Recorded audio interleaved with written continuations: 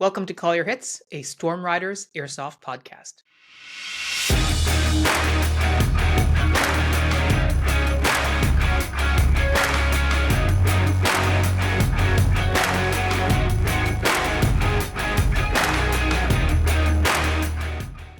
Thanks for joining me, everyone. Today it's just Phil, and we're going to be talking about fitness and airsoft. This is a topic that has been at the forefront of my own time playing airsoft, and it routinely comes up for discussions just about everywhere in a variety of forms. Either players saying, that they want to get fitter for airsoft, or also using airsoft as a way to get fit. I know several years ago we released a video talking about fitness and given some basic exercises that players could follow, a basic routine basically. And fitness has come up in Q&As on this podcast and other discussions as well. And it's not totally surprising when you think about it because playing airsoft is a sport, right? Airsoft is a hobby. And the actual playing of airsoft is a sport, which some people have called a spobby, which I think is ridiculous, but that's beside the point. When you're playing any sport, your fitness level will invariably come into focus in certain ways while you play, either because it begins to limit you, which has happened to me, which I'll talk about in the next little while. But also, you notice that it's limiting other people around you sometimes, and you're just feeling totally fine. So we're going to talk a little bit about that today. We're going to talk about, getting fit by playing airsoft, getting fit for airsoft, what that looks like and what that looks like for me. But before I get into it, I just want to preface everything that I'm going to say by saying that I am not a fitness expert. I'm not a sports scientist. I'm not a medical doctor, shocker, or I'm not any sort of authority on the subject of fitness. I'm only sharing my thoughts and my opinions based on my experiences with fitness, what's worked for me while training with coaches and other expert athletes in a variety of different fields, including airsoft, and over 17 years of playing airsoft and trying to get fitter while doing so. So again, these are not recommendations. If you're going to be undertaking a fitness plan, you should definitely consult with, a healthcare provider. You should listen to your body, not some random person on YouTube. But I do want to share sort of my perspective. So that's what I'm going to do today. I also want to add that when you look at the topic of fitness, the fitness influencers, etc., as a whole, it's really hotly debated on the internet, especially on social media. To give you a quick example, some people believe that artificially sweetened drinks like Diet Coke, for example, trigger an insulin response. Other people believe that doing tons of repetitions with low weight is the best way to tone muscles. I believe both of those things are untrue, but that's not really my point. My point is that if you disagree with someone about something about fitness, you can easily find someone who shares your opinion with you, who agrees with you and supports your position, whether or not that opinion is correct. And if you share your opinion, like I am doing, it's quite likely someone will come in to correct you, regardless of whether you were wrong in the first place.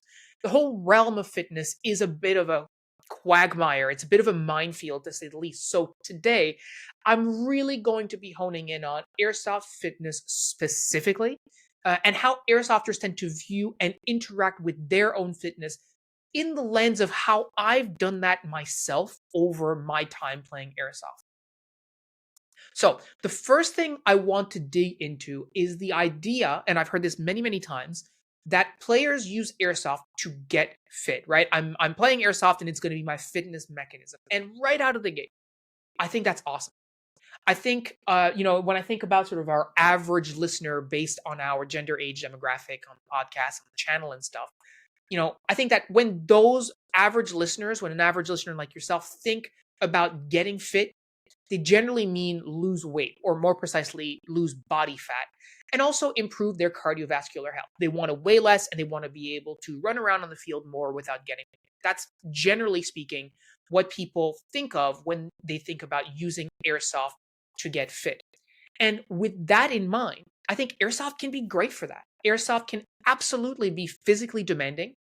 It's a great activity. Well, I mean, depending on where you play, obviously, but the terrain you play, the game modes you play, etc. If you play airsoft on a CQB field, for example, with lots of running around from cover to cover, and you play aggressively, you can definitely get your heart rate up and burn a fair amount of calories while doing so. I think Matt very recently on the training channel on Discord shared a picture of like his stats from basically a day of playing airsoft for him, and he burns in like 2,000 calories or something, which is awesome, right?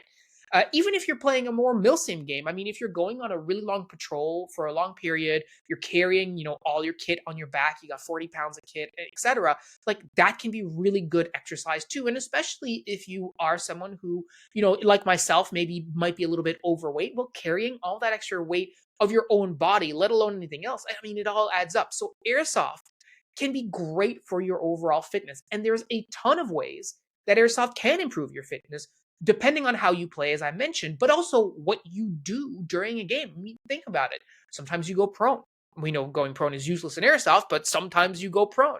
Sometimes you kneel. Sometimes you squat for really long periods of time. Sometimes you're holding your replica up and pointing it down range for extended periods. Sometimes you're sprinting from cover to cover. Sometimes you're crawling, etc. You can actually get you can get your body to move in many unusual, atypical ways. And that's actually pretty incredible. Like there's not that many other activities that you can do, other sports that you can engage in as a human, which are going to get your body to move through so many different motions potentially, should you choose to do that. The big part with airsoft, of course, and using airsoft to get fitter, is ensuring that you are as active and mobile as your body will allow. Of course, again, you have to listen to your body. But playing airsoft in a sedentary way, right? If you just sit back at the spawn, you're not hurrying around the field, or you're not really being super active or athletic, obviously that's not going to benefit you as much as if you're running around like a crazy person, sweating buckets, etc. Right? So airsoft can be great for fitness, and especially if you were a sedentary person, that is someone who didn't get a lot of exercise or a lot of movement on the daily before getting into airsoft, this sport can be a great way for you to start getting exercise regularly, improve your cardio fitness, get out, drop a little bit of weight. And I know that a few people on our Discord server have done exactly this. I think we talked about Jordan. He got into airsoft, and that was one of his main modes of exercises at that time. I think we talked to Alexis about sort of the same sort of thing. So there's people out there who have used airsoft to begin their fitness journey, and I think that that's awesome. And if you're thinking about airsoft in a way that it could help improve your fitness, I think you're on the right track, and I like highly encourage you to keep going down that route. On the flip side, though, I think it's really important to be realistic with how much just playing airsoft alone is going to help you with your fitness goals. And the reason I say this is because many of us play airsoft basically once a week at a maximum. Yep, some of us play more than that, but for the average person, we're playing airsoft once a week at a maximum, which means that while you might be exercising for a long time on that day, you might have a 6-hour day, you might get 30,000 steps, whatever that looks like. You might actually go many more days without exercise if airsoft is the only thing you do for exercise. Now, let's be clear, that's better. That's certainly way better than not doing anything at all. Don't get me wrong. But you need to be realistic about how much that one day of airsoft will do for you. So, very briefly, when it comes to losing body fat, if that's the thing that matters to you, the only thing that matters is being in a calorie deficit. That is using more calories than you consume. Full stop. Sugar doesn't matter. Like none of that stuff. It's calories in, calories out. So if you play airsoft for a few hours on the weekend and you burn, let's say, 2,000 calories like Matt did the other day, but then you slightly overeat on your calories for the rest of the week, then you might find that the exercise you did from airsoft on that day probably didn't help you lose as much fat as you might have liked. Now, if in addition to airsoft, you're also making an effort to, let's say, stay in a slight calorie deficit on the other days, then you should see a bit more of an improvement.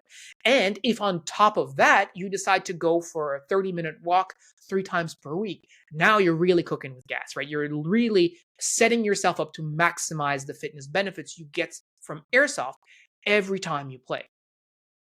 So I'm kind of getting into the topic of getting fit for airsoft, but I think it's really important to consider if playing airsoft is what you want to do for fitness, you also need to make sure that you have everything else set up for yourself to maximize the sort of the impact that you get from playing airsoft, especially if you're only playing once a week or even less than that, like many of us do. So I want to talk about that. And of course, this is a pretty natural segue um, into sort of how you can improve your own fitness for airsoft. So playing airsoft to get fit and then getting fit to play airsoft. And this happens pretty naturally when you're taking the field and you notice your own physicality being a limiting factor for you, right? So you're running around the field and then you realize that you just get behind a piece of cover and you're winded. You're like, oh my God, I can't aim my replica right now. I need a second and take a breath.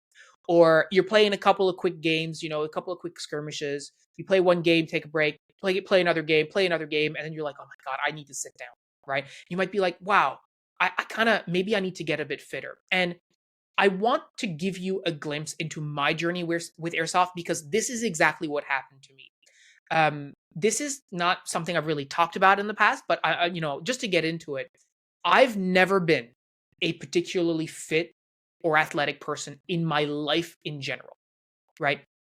Growing up, I didn't really play sports. Did a bit of taekwondo when I was in grade school. That was about it. I'm a Canadian, but I never played hockey. I can skate, but I never played hockey. I never played soccer. I really didn't do a whole lot of activities and stuff. And really, when I started playing paintball, when I got to university about in 2002, that was my first foray into like sports slash hobbies. But I really didn't play a whole lot, right? So when I started playing airsoft seriously in 2006, I was probably the leanest I'd ever been in my life, but that was largely as a result of moving out of my parents' house with some friends in an apartment. And I had a very limited eating budget, and it was even further limited by my desire to spend money on airsoft. So at the time, 2006, I didn't weigh very much. I didn't have a whole lot of body fat on my person. But I also was not very fit from a cardiovascular standpoint either. I wasn't very strong from a muscle standpoint. I couldn't run very far. If when we played at Redcliffe at the time, just hiking to the top of Redcliffe, that was enough to win me. I'd get to the top and I'm like, okay, I need a break.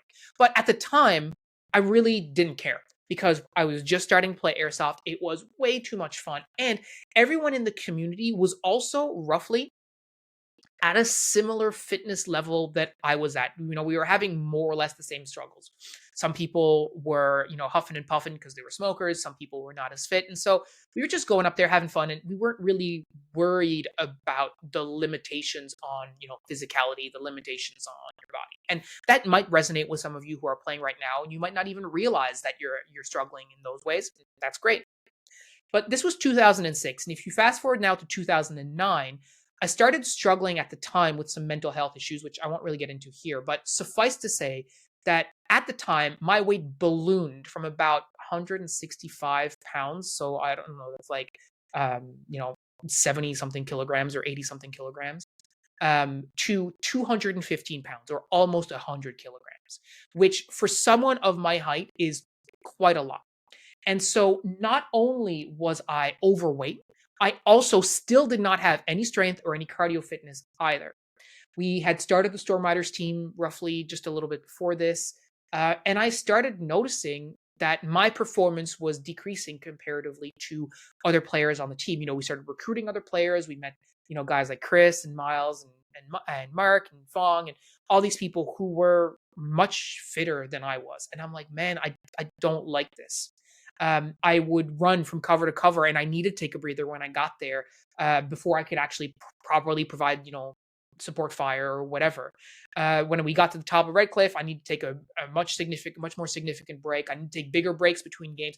Fundamentally, I just did not feel good about myself. And so at the time, I decided to try to get fitter and stronger for myself. And naturally, my airsoft fitness would follow. But to be clear, I noticed that my fitness was a problem for me because of airsoft, but I wasn't just trying to get fitter to be a better airsofter. I just wanted to be a fitter human.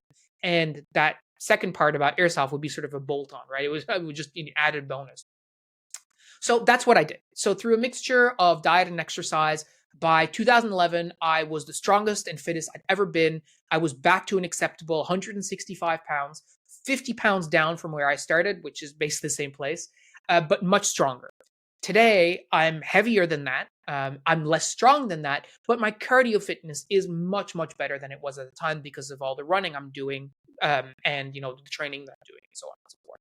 So, all this to say, if you, like me, have noticed that you're not as fit, not as healthy as you'd like to be on the airsoft field, then it absolutely can be a natural response to say, I got to get in shape. Now, at this point, I want to take a bit of a just sort of pause and say that if you're looking for beginner exercise programs, there are tons of them out there. Some better than others, as well as, I mean, I don't know, roughly 15 billion different diets and eating plans that you can follow, etc. I'm not going to go into which I think are good, which I think are bad, etc. But rather, I want to talk about some concepts that I think are worth keeping in mind based on sort of my experience and what I did. So I think the first thing, and I've mentioned this, I believe, in the past, but I think if you're looking at your fitness and going, I need to make a change, I think like any change that you're going to make to your lifestyle, it needs to be sustainable, right? It needs to be something that you can do for the long term. When you have your initial moment of thinking, well, I need to make a change and to get fitter, whatever that is, your motivation to do that will likely be quite high. And you might decide at that time that, okay, I got to exercise every day.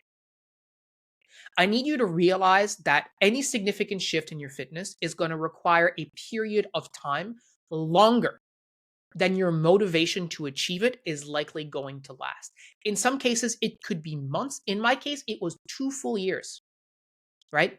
This means that whatever change you decide to do, whatever thing you want to implement, needs to be sustainable enough that you can carry on doing that and carry on the discipline of the activity when the motivation has run out, because the motivation is absolutely going to run out before you reach your fitness goals, right? So, what I did and what might work for you is that whatever you decide to do for extra exercise, whether that is lifting weights, whether that's going for a run, whether that's hopping on a bike, whether that's taking up a fitness class of some sort, hit circuit, whatever, you should set a goal to do it 3 times per week to start. That way, if you're not feeling it one day, you're extra sore, maybe the night before you had a couple of drinks and you're just not feeling that day, that's fine. You can push it a day and still get all your workouts in for the week. If you set a goal to do it every day, the first time that you don't do it, you failed. And now your motivation to continue doing that is going to be probably at an all-time low. This time last year, I set a goal for myself to do yoga every single day. And I was doing great until I missed one day, and then I missed 2 days, and then I just stopped for months until I eventually picked it up again because I enjoyed it. So 3 times per week. That's what I recommend. That's what I did, and I think it might work for you as well, right?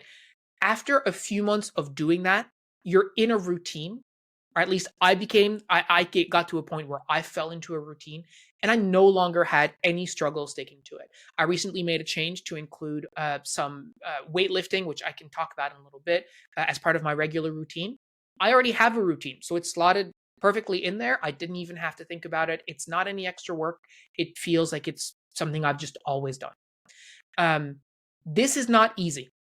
And I need you to understand that if you're trying to do this, it is going to be a challenge. And the reason that you haven't done it so far, likely you're a very smart person. You probably have realized about your own fitness for a while that maybe there's a change that you could make. There's a reason you haven't done it. It's because it's not easy, right? Understand that it's not easy. And what you're trying to do is set up a mechanism by which it becomes easier for you to do that, or at least easier to follow the plan that you have laid out for yourself. Okay, so that's what worked for me, and maybe that will work for you. I highly encourage you to give it a shot. Um, the other thing I want to talk about is what type of exercise you should do. You know, because it's airsoft, players have a tendency to look at what soldiers do for their physical training and just want to replicate that. I know that early in my fitness career, I was looking at, documentaries like Bud's Class 234 or whatever it is, which is a Navy SEAL a documentary about Navy SEAL training. And I'm like, oh, I need to do what those guys do, minus the like drown proofing in the pool and stuff, because that's bananas. But I'm like, oh yeah, their PT, what they're doing, I should be able to do that. You watch, in my case, I've watched videos of like the French Foreign Legion, for example, training. I'm like, yo, those guys are really tough. I should be doing that because that will help me for airsoft. And if you want to replicate what they're doing, that's fine. We'll talk about that in a second. But there are a number of challenges with that approach. And one of them is certainly that, as I've said many times before, we've talked about on the podcast before, airsoft is not the same as soldiering, right? We are playing airsoft, we are not soldiers. So even though we sometimes dress the same and sometimes we LARP the role of a soldier, the reality is that that is not the reality of airsoft. With some exceptions, Milsim West, etc., which I'll talk about in a sec. But for the average skirmish, there's no relation, right? So to be clear, the exercises that you see soldiers doing in PT are obviously fine, right? But if you're just starting out in fitness, and like I am right now, or restarting, chances are that doing what they're doing is too hard or it's too much for you, right? If you're overweight, like I was, like I kind of am right now, you probably can't do a pull up unassisted. You probably can't crank out 25 push ups. You probably can't crank out 100 sit ups. Trying to do that and subsequently failing will be very discouraging. And if you're somehow able to get through it and force yourself to get through them, well, that can actually leave you sore for days, or even worse, cause an injury, which is going to set you back even further. In to use an analogy, like in running, there's an example of someone who wanted to sign up for one of the toughest ultra marathons in the United States, called the Badwater Marathon. And in order to sign up for it, they were told, okay, well, you're a former military member. So in order for us, we know that you're super hard, you did all this training, but you have to prove that you can do an ultra marathon. So that's 50 kilometers or 30 something miles in 24 hours. Right? If you can run 100 miles in 24 hours, not 50, 100 miles in 24 hours, then we'll let you do the Badwater and sign up for it with no previous experience. And this person went on to do that, but in the process, broke both of their feet. Right? Is that necessarily a good thing? Yeah, you can get through it, but at what cost? So you really want to think about, when it comes to your exercises, is this reasonable for you and where you are in your fitness journey? The same thing applies for cardio. I mean, I just mentioned this example. I mean, if you've been pretty sedentary your whole life, maybe you've had an office job, you haven't been exercising a whole lot for the last couple of years, could you slap a weighted backpack on and go for a 16-kilometer hike, a 10-mile ruck march, or something like that? Sure, you could. You might even succeed. Could you run 5K? I mean, maybe you could.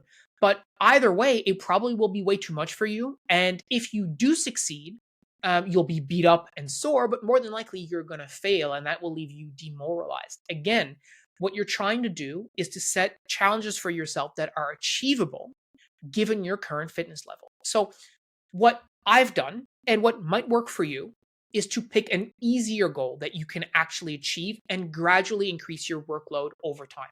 You have to leave your ego out of it. So currently, I'm just gradually increasing my running distances as I prepare for an ultra marathon in May. Last September, I could run over 30 kilometers, or just under 20 miles. I can't do that right now. If I went out and tried to do 30 kilometers tomorrow, I would succeed and I would likely hurt myself in the process. That's fine, right? The same thing is true with my weight exercises. I'm just getting back into weight training.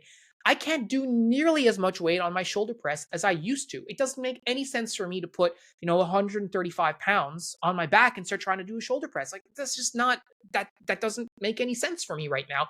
And that's totally fine. There's no shame in that.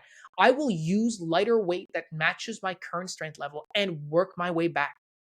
So if this is the situation that you're in, if maybe you were able to run before and you've taken a really long break and now you feel like you have to start back at zero, don't be ashamed of that. You can't, you can only do what you can do. And, the reality is that the main thing, you're here now, you're ready to work on yourself, and you just need to meet this moment at your current level. That's it. Even if you can't run a mile, even if you can't, lift 20 pounds over your shoulder. Doesn't matter. You have to start where you're at, and you're doing way better than the people who aren't doing anything. So it's important to keep that in mind. Now, with respect to exercises for airsoft, I think there's it's important to think about what exercises will help you specifically for airsoft if that's your goal. So, for the vast majority of games that you play, you're likely going to be in the safe zone before and after the match. And the match itself might last, 30 minutes. So, unless you are playing a strict milsim like Milsim West, for example, where you're going on long marches with your pack on, maybe you're in a team like Task Force Keg that hurts certain fitness standards, etc. Um, that's certainly one thing. But if you're playing in those environments, then yes, going on a long ruck march with a pack is going to be a pretty good use of your time from a fitness perspective. But for the average airsofter playing an average airsoft game on the weekend, etc., long ruck marches are probably not going to be it. Long endurance races like I'm doing right now, probably not going to be the best investment of your time. What you really want to focus on is activities and exercises that really reflect sort of the types of loads and stress your body will be under when you play. Obviously, if you're trying to lose body fat, any type of exercise combined with a calorie deficit in your diet will help you with that. But if in addition to that, you're wanting to build strength, what I've found is that focusing on explosive power in your legs, so like doing jump squats or quick sprints, as well as working on my shoulder strength for keeping my replica up and pointed down range, that's helped me a lot. So those are a couple of things that you may want to consider. Again, I'm not making any recommendations as to what the gold standard is. If you want to go out there and do a program that's based on PT from the military, you can certainly do that. But I urge you to really think about taking the ego out of it and focusing on what your actual capabilities are, and instead of trying to maintain a standard that's not realistic for you at the point that you're in right now with your fitness. I also want to talk just briefly about building a good cardiovascular base.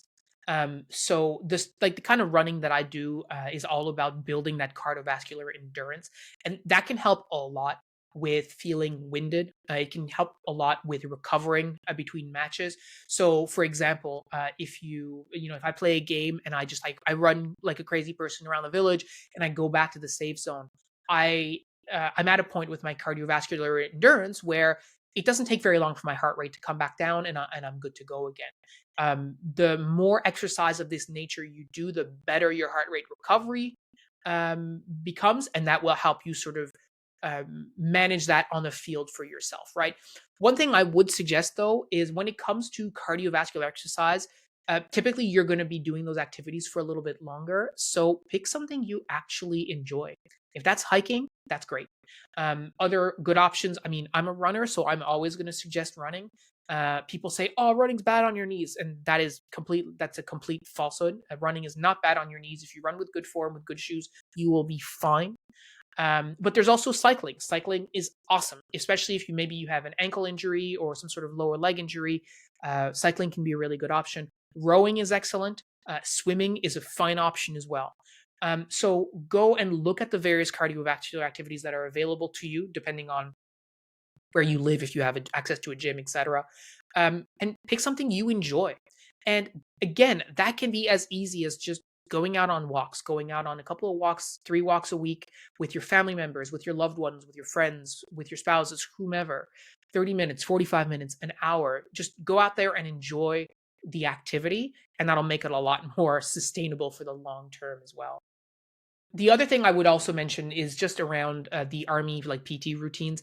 If you can complete one and you can sustain doing it, that will obviously help you get stronger and fitter. But there's also more manageable routines out there that will help you get in shape for airsoft. So for me, as a beginner, I looked for a routine and I work with Chris on a routine that I could complete at home with minimal equipment 3 times per week. And that's been sustainable for me, and it's set me up for long-term success. There's lots and lots of different stuff out there. But again, pick stuff that is manageable and sustainable for you, that makes it easy to complete these objectives for yourself if you set them for yourself. Now, the last thing, or one of the last things I want to talk about, is that I want to be really clear. You do not need to be shredded like David Goggins, or even to be in above average physical health to be good at airsoft. Airsoft is a recreational sport. It's a hobby and it's a recreational sport that is for everyone. In my time playing, I have played with great players of all shapes and sizes. From those who are incredibly fit and strong, like Chris or Matt, to others like myself who are, a little bit overweight, a little bit out of shape, etc. To, even others like Shane who are super lean but chain smoke cigarettes, and sort of all points in between, right? You do not need to be fit to play and enjoy airsoft, and you do not need to be fit to be a good player. But being fitter can make that whole process a lot easier and more enjoyable for you. The other thing that's worth mentioning here is that being fitter helps you minimize the risk of injury, and it helps your longevity, excuse me, just as a human being, right? Um, Airsoft is a risky activity. We run around the field, we play in different conditions, we exert ourselves, and so just like any sport, an injury can happen.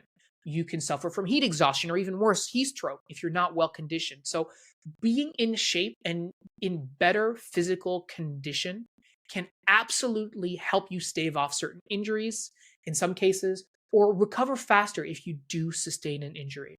So there is a fair amount of benefit to getting fitter for airsoft, using airsoft to get fit, but life is also not just about airsoft. And I think it's worth talking about just lastly with a bit of dad advice, I guess. I'm not a dad, but if I were, this is the advice that I would give to my kids when they were old enough to hear it. The reality is that as you get older, as we age as humans, there is a lot of really good literature that shows that our cardiovascular endurance maximum potentials reduce, and that our strength reduces as well with age. And the reality is, there's a lot of really good science that shows that your physical age is also tied into your cardiovascular age. So even if you are older, if your cardiovascular health is higher, you can actually perform at the level of someone who is younger than you are. So with my current cardio health, even though I'm going to turn 40 this year, I have the fitness of an average 35-year-old, let's call it, which is not like a huge difference. But as you get much older, that changes. And the more you invest in that today, the better off you will be in the long term. So, for a lot of our audience who's listening, I mean, you're not teenagers, you're in your 20s, in your 30s, some of you are even older than that still. The more you invest into your health and fitness, the better off you will be for the long term, not just for airsoft, but for everything, for being around for your friends and family, being able to help your loved ones if they need to, to have a couch moved or whatever, to support them in their time of need. Um, like over the last few months, I've been dealing with some stuff on my family side, but my ability to be able to physically support, like to lift up some of my family members, has come into play. And I sustained an injury in January, which prevented me from doing that, which meant that I could no longer help those people out because what they needed was someone who was able to lift them up in certain different ways. Again, not getting into it. And I couldn't do that. Right. So as you go through your life, as you age through your life, you will find that the investment that you make today into your own health and fitness, even if it's for airsoft, will have tremendous dividends for you in the long term as you get older. If you think about all the activities that you might like to do as you get older, think about yourself when you're 70 years old, 80 years old. What are the kinds of things that you might want to be able to still do when you're that old? Would you like to be able to carry your grocery bags from the grocery store to your vehicle? Would you be able to go? Would you like to be able to go on a 30-minute walk at a moderate pace with some of your family members and not feel like you're holding people back? Would you like to be able to lift up your grandkids or your children or whomever as you get older? Well, if you can't currently do that, if you don't have the strength to do much more than that today, it's going to be a lot harder for you to do that as you get older. So this is sort of my, not call to action surely, but just give it some thought.